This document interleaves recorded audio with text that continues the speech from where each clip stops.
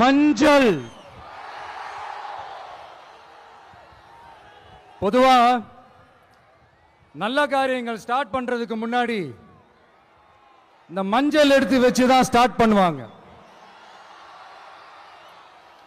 நம்ம வீட்டில் கூட நம்ம அம்மா அக்கா தங்கைகள் நமக்காக நாம நல்லா இருக்கணும்ன்றதுக்காக மஞ்சள் புடவை கட்டிக்கிட்டு தான் வேண்டிக்குவாங்க. அப்படி அந்த மஞ்சள்னாலே ஒரு தனி வைப்பு தாங்க. நம்ம கொடியில கூட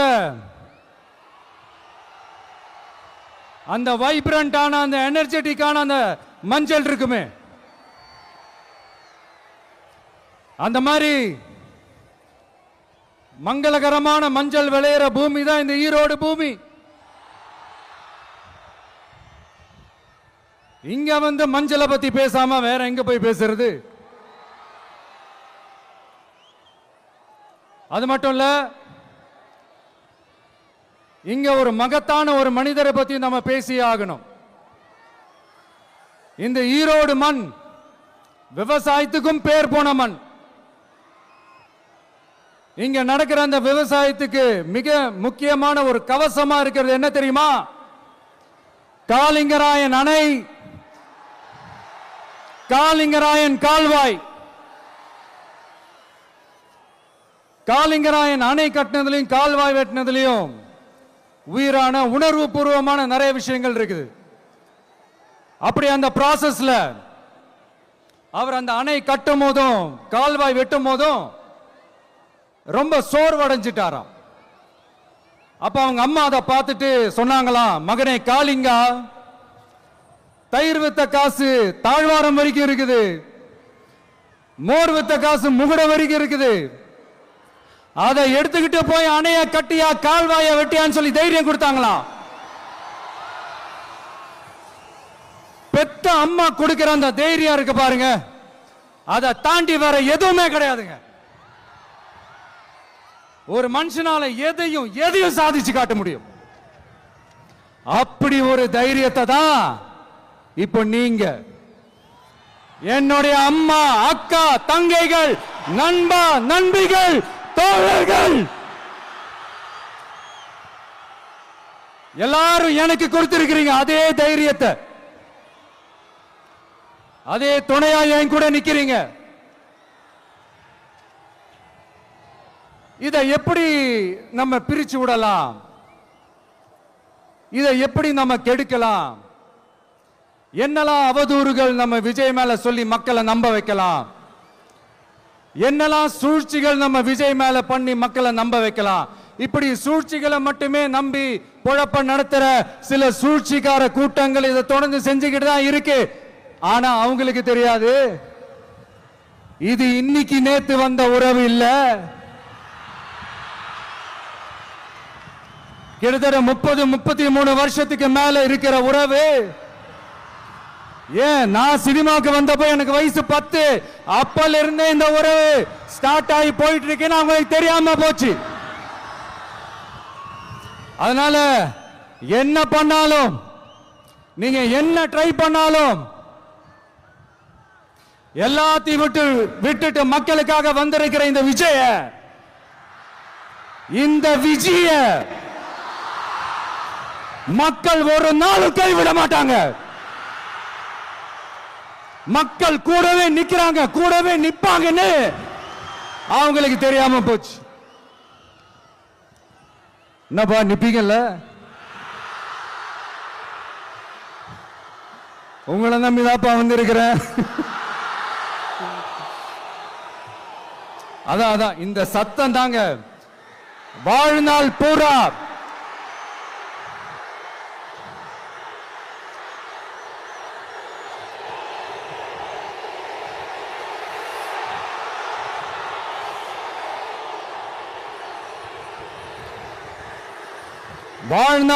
உங்களுக்கு நன்றியோடவே இருப்பேன்.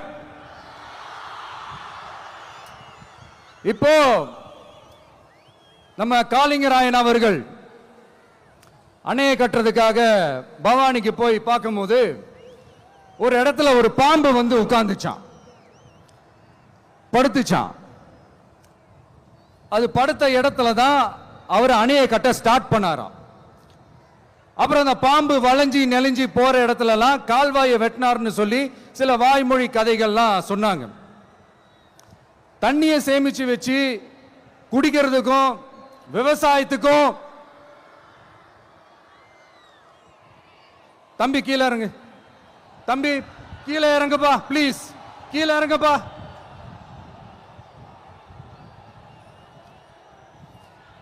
Okay, thank you thank you. கீழே இறங்குங்க, கீழே இறங்குப்பா. நீ இறங்கினாதான் முத்தம் கொடுப்பேன்.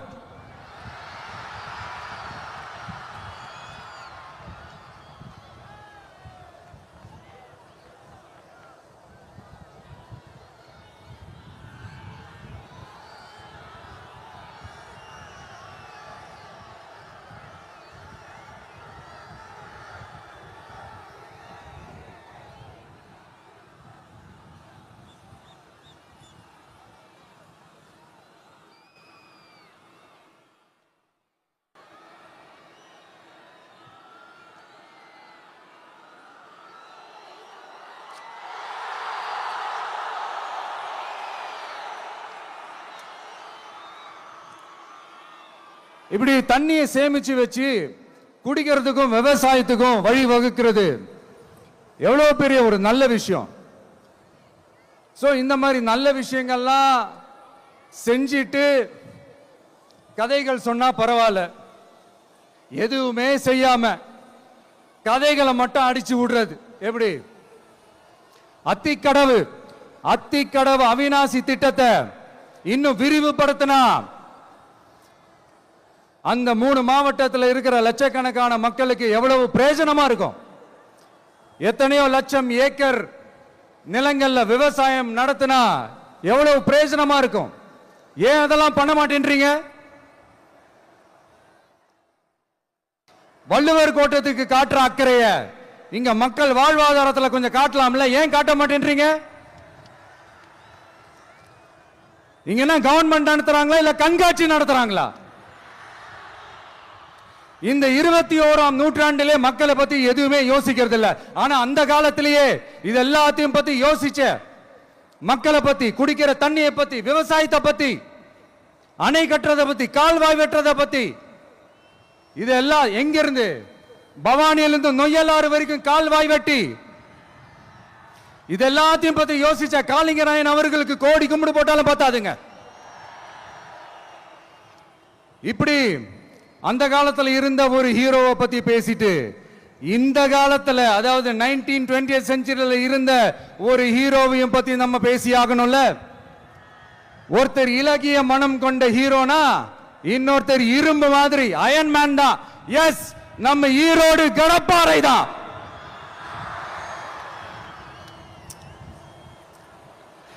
ஒட்டுமொத்த தமிழ்நாட்டையே திருப்பி போட்ட சீர்திருத்த நெம்புகோல்.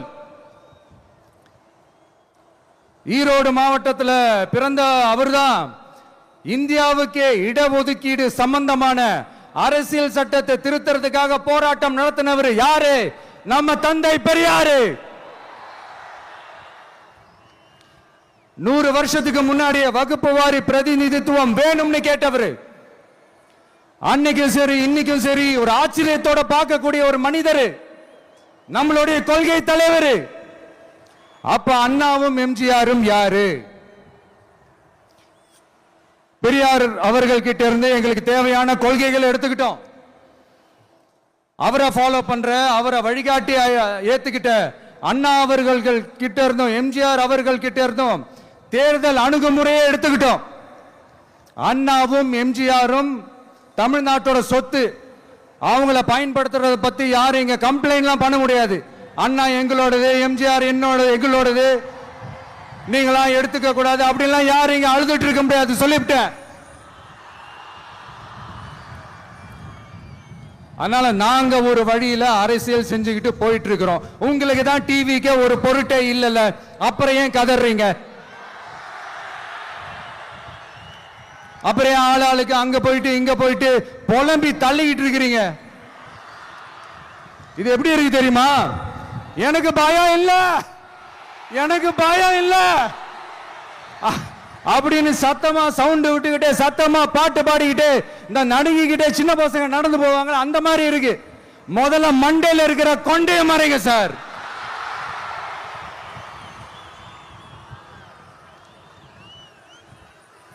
சும்மா மாறு வேஷத்துல மறு வச்சுக்கிட்டு மீடியா ஆளு ரேடியோ ஆளுன்னு இவங்க ஆளுங்களே மாத்தி மாத்தி அனுப்பிக்கிட்டு இதெல்லாம் என்ன மக்களுக்கு தெரியாதுன்னு நினைச்சிட்டு இருக்கீங்களா?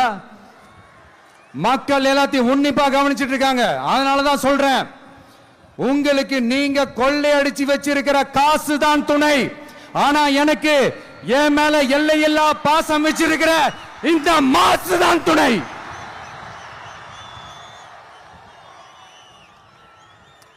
இப்படி நமக்கு துணையா இருக்கிற ஈரோடு மக்களுக்காக நான் இப்போ குரல் கொடுக்கலான்னு வந்திருக்கிறேன். சரி, இப்ப விஷயத்துக்கு வருவோம். பெரியார் அவர்கள் கிட்ட இருந்த அந்த செல்வாக்கையும் அந்த பதவிகளையும் அந்த பவரையும் வச்சுக்கிட்டு அவர் என்ன சொன்னார் தெரியுமா? இவ்வளவு செல்வாக்கு, இவ்வளவு பதவிகள், இவ்வளவு பவர் இருந்தோம் நான் ஒரு 5 பைசா காசு சம்பாதிச்சிருப்பேனா? எனக்கோ இல்ல என் குடும்பத்துக்கோ பட்டங்கள் வேணும், பதவி வேணும்னு ஏதாவது கேட்டிருப்பேனா? இல்ல ஏதாவது லாபம் பார்த்திருப்பேனா? இல்ல எதுக்காவது ஆசைப்பட்டிருப்பேனா? ஆனா அவர் பேரை சொல்லிக்கிட்டு அவருடைய கொள்கையை ஃபாலோ பண்றதா சொல்லிக்கிட்டு இப்ப ஆட்சியில இருக்கிறவங்க என்னெல்லாம் செய்யறாங்கன்னு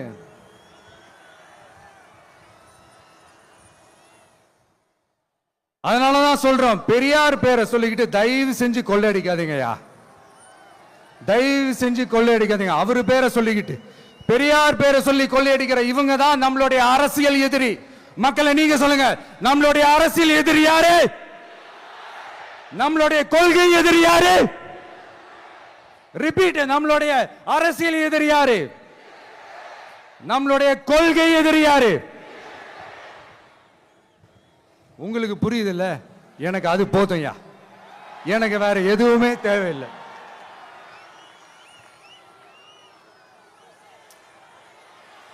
அதனாலதான்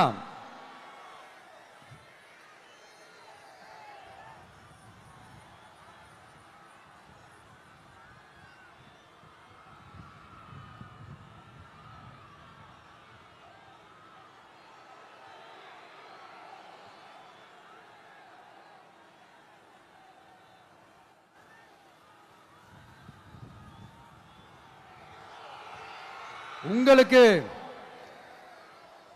நம்மளை பத்தி நம்ம அரசியலோட நீங்க எல்லாரும் என்னோட அரசியலோட கனெக்டடா இருக்கீங்கன்றது ரொம்ப தெளிவா தெரியுது. அதனால எனக்கு அது போதும். அதனாலதான் எதிரிகள் யாருன்னு சொல்லிட்டு களத்துக்கு வந்திருக்கிறோம். அதனால அவங்கள மட்டும் தான் எதிர்ப்போம். அதுவும் அந்த எதிரிகள் யாரு இப்போ இங்க 2026 சட்டமன்ற தேர்தலில் களத்துல இருக்கிறாங்களோ அவங்கள மட்டும் தான் எதிர்ப்போம். சும்மா களத்திலே இல்லாதவங்களையும் களத்துக்கும் அவங்களுக்கும் சம்பந்தமே இல்லாதவங்களையும் எதிர்க்கிற ஐடியாலாம் இல்ல பாஸ். நீங்க கேட்கிறீங்கன்றதுக்காக எதிர்த்துட்டு இருக்க முடியாது பாஸ். எங்களுக்கு நிறைய வேலை இருக்குது.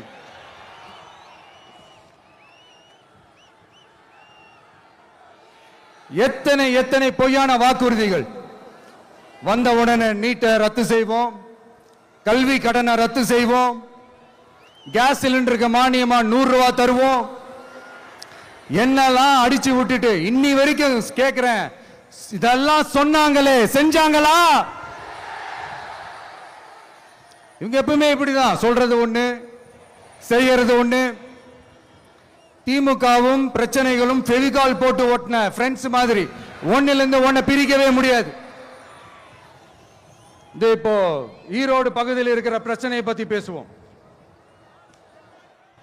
பெரியார் பேரை மட்டும் சொல்லிக்கிட்டு எப்படி அவரோட கொள்கைகளுக்கு எதிராக செயல்படுறாங்களோ அப்படிதான் இந்த மஞ்சள் நகரத்தோட மஞ்சளுக்கும் ஒண்ணும் பண்ணல, மஞ்சள் விவசாயிகளுக்கும் ஒண்ணும் பண்ணல.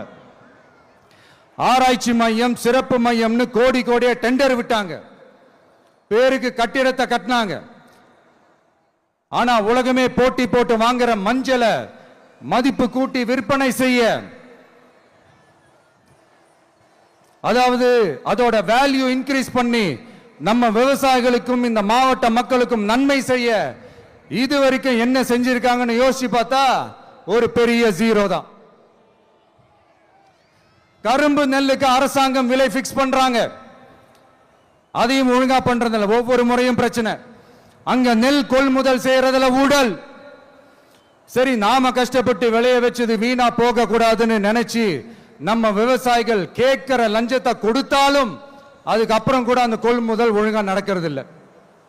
அதையும் தாண்டி ஏதோ ஒரு விலை விவசாயிகளுக்கு கிடைக்குது. அப்படிலாம் இல்லாம ஒழுங்கா நேர்மையா நம்ம மஞ்சளுக்கும் நியாயமான விலை பிக்ஸ் பண்ணி தரமான விதைகளை கொடுத்தா என்ன குறைஞ்சா போயிடுவாங்க? இதெல்லாம் யோசிக்கிறதுக்கு அவங்களுக்கு நேரமே இல்லை. 24/7 அவங்களுடைய யோசனை என்ன தெரியுமா? இந்த விஜயை எப்படி முடக்கலாம், தமிழக வெற்றி கழகத்தை எப்படியெல்லாம் முடக்கலாம், அப்படிதான் அவங்களுடைய சிந்தனையே 24/7. எத்தனையோ வருஷத்துக்கு முன்னாடி நம்ம காளிங்கராயர் நதிகளின் இணைப்புக்கு முன்னோடியா இருந்தார். பவானி ஆத்துல வர அதிகமான தண்ணீர் அணை கட்டி தேக்கி தண்ணீர் வறட்சியான பகுதிகளுக்கு அனுப்பினாரு. ஆனா இன்னைக்கு இவ்வளவு நவீன வசதிகள் இருந்தோம், இவ்வளவு சயின்ஸ் வளர்ச்சிகள் இருந்தோம், இவ்வளவு டெக்னாலஜி வளர்ச்சிகள் இருந்தோம், அவங்க வாக்குறுதியில் ஒண்ணு கொடுத்தாங்கல்ல, பவானி நொய்யலாறு அமராவதி 6 இணைப்பு திட்டத்துக்கு ஒரு துரும்ப கூட கிள்ளி போடல. வாக்குறுதி நம்பர் 103 சொன்னாங்களே, செஞ்சாங்களா? சரி, இதாவது ஒரு பெரிய ப்ராஜெக்ட் வைங்க. ஆறுகளை சுத்தப்படுத்த பல்லாயிரம் கோடி நிதி ஒதுக்குவோம், தமிழ்நாட்டில் உள்ள ஆறுகளை சுத்தப்படுத்துவோம்னு சொன்னாங்களே, செஞ்சாங்களா? ஆனா ஆத்து மணலை கொள்ளையடிக்கிறதுல மட்டும் வேலையை கரெக்டா செய்வாங்க. இதை நான் ஏன் திரும்ப திரும்ப சொல்றேன்னா, மக்களே நீங்க புரிஞ்சுக்கணும். கொஞ்சம் மசந்தா மற்ற மாவட்டங்கள்ல மணல் காணாம போன மாதிரி, மலைகள் காணாம போன மாதிரி, நம்ம மாவட்டத்தில் தனி வளத்தை கொடுத்த செம்மண்ணும் காணாம போறதுக்கு வாய்ப்பு இருக்கு மக்களே. நம்ம மண்ணுக்கும் நம்ம ஆத்துக்கும் நம்ம விவசாயிக்கும் தான் இந்த மோசமான நிலைமை. அதனால ஏதாவது தொழில் செஞ்சு பிழைக்கலாம்னு பார்த்தா அதுக்கும் எங்க விடுறாங்க? தொழில்னு பார்த்தா 30% நெசவாளர்களுக்கு கூலி பாக்கி. அரசாங்கம் நம்ம நெசவாளர்கள் கிட்ட இருந்து கொள்முதல் செய்த வேட்டி சேலைக்கான கூலியை கூட போராடித்தான் வாங்க வேண்டியதா இருக்குது. அது சலுகையோ உதவியோ நலத்திட்டமோ கிடைக்காது. நம்ம உழைப்புக்கான ஊதியம், நம்மளோட உரிமை, அதுக்கே போராட வேண்டிய நிலையில தான் இந்த அரசாங்கம் நம்மளை வச்சிருக்கு. நல்லா பார்த்துக்கங்க மக்களே, உரிமைக்கு குரல் கொடுத்தவங்க தான் இவங்க.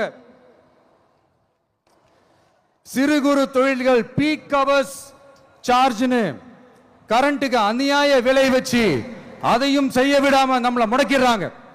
அந்த பீக் ஹவர்ஸ் சார்ஜ் கொள்ளையால எத்தனை வருஷமா எவ்வளவு பேர் பாதிக்கப்படுறோம், எவ்வளவு தொழில்கள் பாதிக்கப்படுது.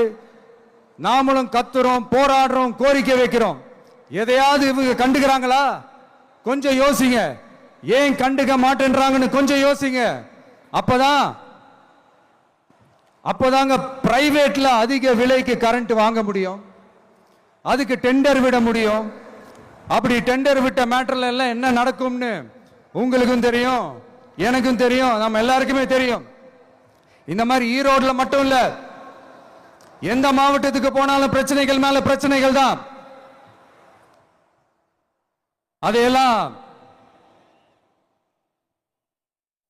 அதையெல்லாம் தீக்கிறதுக்கு ஒரு சொல்யூஷன் கூட சொல்லாம இதுல வேற பெருமையா மாடல் அரசுங்கிறது இல்ல. நான் கேட்கிறேன், கூச்சமா இல்ல?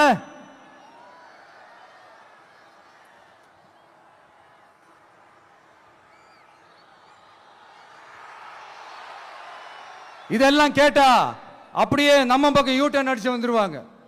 விஜய் என்ன அரசியல பேச மாட்டேன்றாரு, விஜய் என்ன சினிமா டயலாக் மாதிரி பேசுறாரு, விஜய் என்ன பஞ்ச் டயலாக் பேசுறாரு, விஜய் என்ன 10 நிமிஷம் தான் பேசுறாரு, 9 நிமிஷம் தான் பேசுறாரு. நான் எத்தனை நிமிஷம் பேசினா உங்களுக்கு என்ன சார்? நான் எப்படி பேசினா உங்களுக்கு என்ன சார்? உள்ள விஷயம் என்னன்னு பாருங்க சார். ஒவ்வொரு மாவட்டத்துக்கும் போய் மக்கள் ஃபேஸ் பண்ற பிரச்சனைகளை எடுத்து பேசிட்டு இருக்கிறேன். பின்ன அது அரசியல் இல்லாம வேற எதுதான் அரசியல்? உங்களை மாதிரி தனிப்பட்ட முறையில தரக்குறைவா அசிங்கமா பேசுறதுதான் அரசியல்னா அந்த அரசியல் நமக்கு வராது. வராதுன்னா நல்லாவே வரும். உங்களை விட எனக்கு அது நல்லாவே வரும். வேணான்னு விட்டு வச்சிருக்கிறோம். அப்புறம் உங்களுக்கு நமக்கு என்ன வித்தியாசம்? காஞ்சிபுரத்தில் நாம பேசும்போது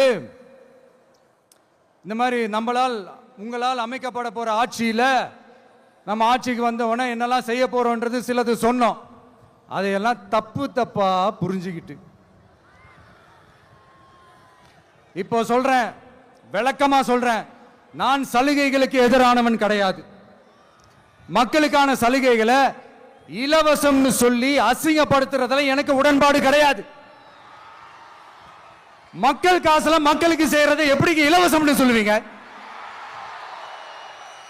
அப்படியே செஞ்சிட்டாலும் ஓசியில போறேன்னு சொல்லி அசிங்கப்படுத்துறீங்க. என்ன கேட்கறதுக்கு ஆள் இல்லைன்னு நினைச்சீங்களா? மக்களுக்கு ஒண்ணுன்னா இந்த விஜய் வந்து நிப்பா, இந்த விஜய் வந்து கேள்வி கேட்பா. இந்த விஜய் எப்பவுமே மக்கள் பக்கம் தான். அதே மாதிரி மக்களும் என் பக்கம் தான். என் மக்கள் மானத்தோட மரியாதையோட கௌரவத்தோட வாழணும். என் மக்கள் யாருக்கும் கீழே கிடையாது. அப்படி அவங்க கௌரவத்தோட வாழணும்னா அவங்களுக்கான வாழ்க்கை தரம் உயரணும். வாழ்க்கை தரம் உயரணும்னா அவங்களோட வாழ்வாதாரம் உயரணும். வாழ்வாதாரம் உயர்ந்தாதான் பொருளாதாரம் உயரும். பொருளாதாரம் உயர்ந்தாதான் வசதி வாய்ப்புகள் உயரும். இதெல்லாம் உயர்ந்தாலே ஆட்டோமேட்டிக்கா அவங்களோட வாழ்க்கை தரம், அவங்களுக்கான மரியாதை, அவங்களுக்கான கௌரவம் எல்லாமே உயரும். இதுக்கான வழிகள், அந்த சூழல்களை அந்த கவர்மெண்ட் அமைச்சு கொடுக்கணும். இதுக்கான அந்த திட்டங்களை செயல்படுத்தணும். இதெல்லாம் செஞ்சாதான் அந்த அரசாங்கம் ஒரு நல்ல அரசாங்கம். இதைத்தான் சொன்னோம்.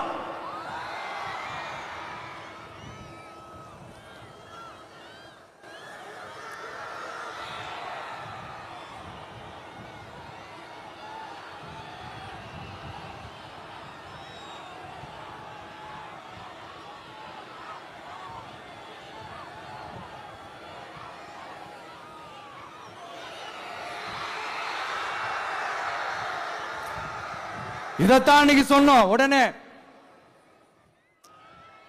சொன்னா மட்டும் போதுமா? எப்படி செயல்படுத்துவீங்க? நாங்க என்ன வாயிலேயே வடை சுடுறதுக்கு டிஎம்கேவா?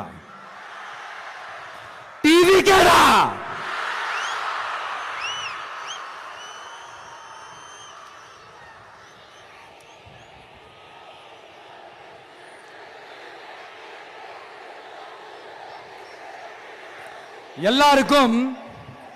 எல்லாருக்கும் நிரந்தரமான ஒரு வீடு இருக்கணும்னு சொன்னோம். உடனே எங்க ஆட்சியிலே நாங்க எல்லாரும் வீடு கட்டி கொடுத்துட்டோமே அப்படிங்கிறது இல்ல. நான் கேட்கிறேன், இங்க உங்களை தான் கேட்கிறேன், இங்க வாடகைக்கு இருக்கிறவங்களே இங்க யாரும் இல்லையா? எல்லாருக்கும் சொந்தமா வீடு கட்டி கொடுத்துட்டாங்களா? அடுத்து வீட்டில் இருக்கிற ஒவ்வொருத்தரும் மினிமம் டிகிரி படிச்சிருக்கணும் அப்படின்னு சொன்னோம். உடனே எங்க ஆட்சியிலே எல்லாரும் டிகிரி படிச்சு முடிச்சிட்டாங்களே அப்படிங்கிற மாதிரி சொல்றது அது உண்மைனா? ஸ்கூல் லெவல்லையே டிராப் அவுட்ஸ் அதிகமானது யாரோட ஆட்சியிலங்க?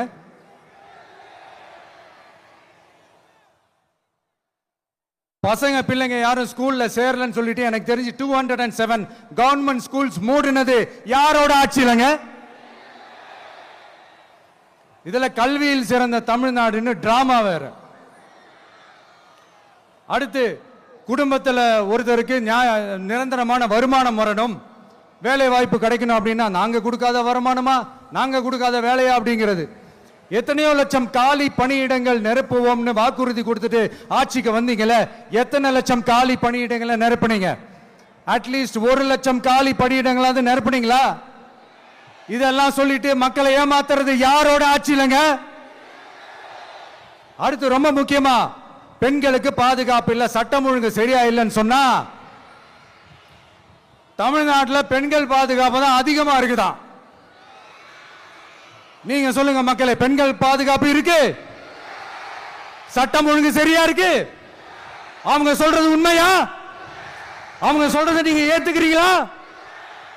சத்தமா கேக்குதா சார்? இதுதான் ரியாலிட்டி, இதுதான் நிஜம். நம்மளுடைய ஆட்சியில சட்டம் ஒழுங்குல சமரசமே இருக்காது. அதனாலதான் இவ்வளவு ஸ்ட்ராங்கா சொல்றோம், தைரியமா இருங்க மக்களே. இந்த மாதிரி விஷயங்கள்லாம் நம்ம மக்கள் கிட்ட எடுத்து சொன்னா உடனே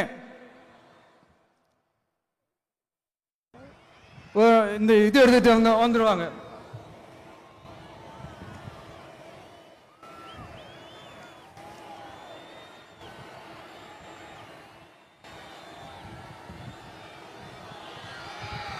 இந்த மாதிரி இதெல்லாம் என்னென்ன செய்ய போறோன்றது சிலதெல்லாம் காஞ்சிபுரத்தில் சொன்ன மாதிரி சொன்னா எல்லாத்தையும் தப்பு தப்பா திருச்சி பேசிக்கிட்டு அவதூறு பரப்பிக்கிட்டு. நான் கூட யோசிப்பேன், எம்ஜிஆர் அவர்களும் மேடம் ஜெயலலிதா மேடம் அவங்களும் ஒரே வார்த்தையில சொல்லி இந்த திமுகவை காலி பண்ணாங்கல்ல. நான் கூட யோசிப்பேன், ஏன் இவ்வளவு ஹார்ஷா பேசுறாங்க, ஏன் இவ்வளவு ஹார்ஷா அவங்கள திட்டுறாங்கன்னு யோசிச்சது உண்டு. இப்பதானே புரியுது. அவங்க ரெண்டு பேரும் சொன்னதை இப்ப நானும் ரிப்பீட் பண்றேன். திமுக ஒரு தீய சக்தி, திமுக ஒரு தீய சக்தி, திமுக ஒரு தீய சக்தி, திமுக ஒரு தீய சக்தி, தீய சக்தி, தீய சக்தி, தீய சக்தி. என் நெஞ்சில் குடியிருக்கும் ஈரோடு மக்களே,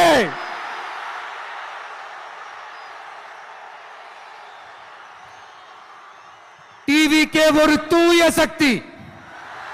எப்படி? டிவிகே ஒரு தூய சக்தி. தூய சக்தி டிவிகேவுக்கும் தீய சக்தி டிஎம்கேவுக்கும் தான் போட்டியே.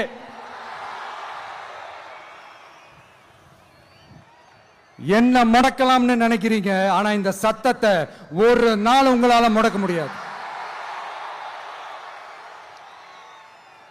மக்கள் விரோத திமுக அரசை வீழ்த்த மக்கள் சக்தியான நம்மளால மட்டும்தான் முடியும். அண்ணன் செங்கோட்டையன் அண்ணன் அவர்கள் நம்ம கூட வந்து சேர்ந்தது நமக்கு ஒரு மிகப்பெரிய ஒரு பலம். அந்த மாதிரி செங்கோட்டையன் அண்ணன் அவர்கள் மாதிரி இன்னும் நிறைய பேர் வந்து சேர இருக்கிறாங்க. அவங்க எல்லாருக்குமே அந்த உரிய அங்கீகாரத்தை கொடுப்போம். அது மட்டும் இல்ல, அப்புறம் இன்னொரு விஷயம் சொல்ல மறந்துட்டேன். இப்போ ரீசண்டா ஒரு இடத்துல நம்ம சிஎம் சார் அவர்கள் பேசும்போது சொன்னாங்க, என் கேரக்டரையே புரிஞ்சுக்க மாட்டேங்கிறேன். இது சினிமா டயலாக் இல்லையா? நான் ஏதாவது பேசினா சினிமா டயலாகா? சார் பேசினா அது சினிமா டயலாக் இல்லையா? சிலப்பதிகாரத்திலிருந்து எடுத்ததா அந்த லைன். என் கேரக்டரையே புரிஞ்சுக்க மாட்டேன்றது. உங்களை எப்படிதான் சார் புரிஞ்சுக்கிறது? எந்தெந்த விஷயத்துலலாம் சார் உங்க கேரக்டர் நாங்க புரிஞ்சுக்கிறது? அதையும் நீங்களே சொல்லிட்டீங்கன்னா கொஞ்சம் நல்லா இருக்கும் சார். சட்டம் ஒழுங்குல நாடே சந்தி சிரிக்குது, அதுலயா? பெண்கள் பாதுகாப்புல நாடே சந்தி சிரிக்குது, அதுலயா? பொய் வாக்குறுதிகளா கொடுத்து ஏமாத்தி ஆட்சிக்கு வந்தீங்களே, அதுலயா? எதுலதான் சார் உங்க கேரக்டர் நாங்க புரிஞ்சுக்கிறது?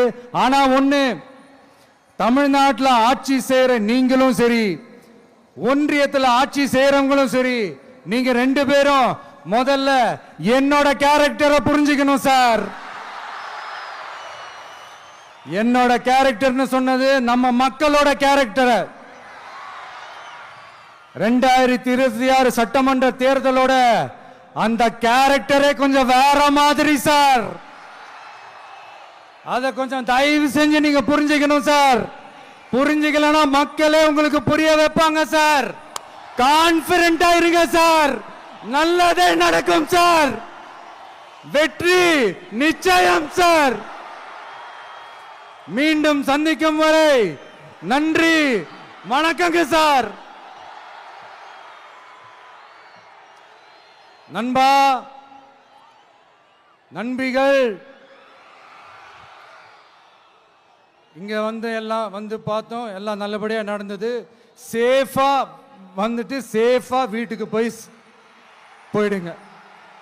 எனக்கு எல்லாத்தையும் விட நீங்கள் தான் எனக்கு முக்கியம்.